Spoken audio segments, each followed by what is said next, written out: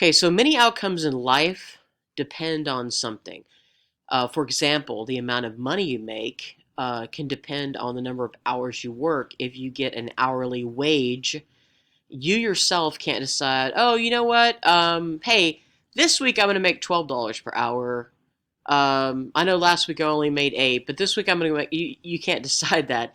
But you can often ask for extra hours or choose to work extra hours if they allow for that. So that's something that can be changed. So when one thing depends on the other, we say these two things have a relationship or form a relation. So if you're ill and you can't go into work, that's going to decrease your paycheck because you will have worked less hours. So the money depends on the number of hours. Okay?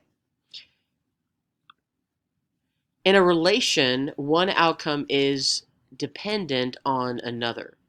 That dependent outcome is called the dependent variable. In the example we just gave, the dependent variable is the money that you make.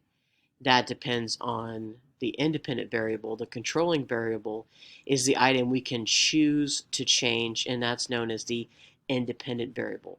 We choose to call in sick if we're ill, but we know that that's going to change the amount of money that we're going to make that week. Okay, so here's our first example we're going to practice. And independent is going to be represented by the variable x. Dependent is represented by the variable y. So in this statement, my heart rate at the end of 1 minute of doing jumping jacks depends on the number of jumping jacks I did in that minute. So my question is, which is the dependent quantity? Heart rate or the number of jumping jacks? So which one of those depends on the other? Go ahead and answer that question for me, please. In this situation, the dependent variable is the heart rate.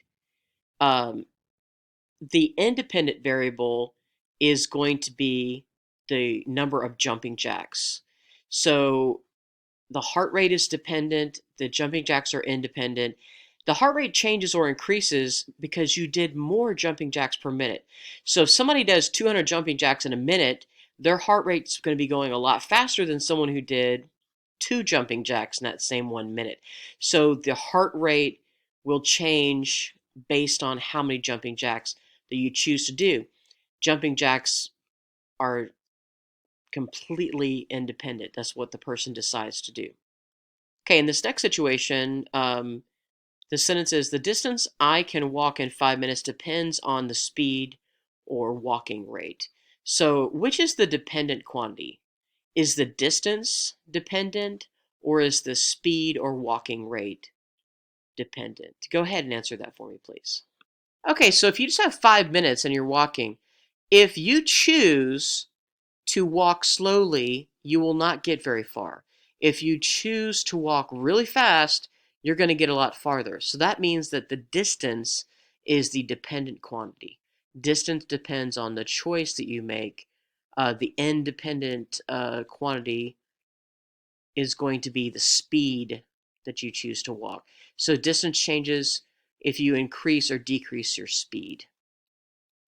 Okay, so in the next scenario, it's the time I spend watching TV depends on the amount of time it takes me to do my homework. Okay, so which is the dependent quantity? The TV time or the homework time? Go ahead and answer that for me, please. Okay, so in an ideal world, of course, you would make a priority of doing your homework. So uh, the time you spend watching TV should depend on the homework time that you need. So the time watching TV is dependent, the dependent quantity. The time needed for homework is the independent quantity. So if you do your homework first, you'll have more TV time if there is little homework. So you get your homework done really fast, you have a lot of time to watch TV.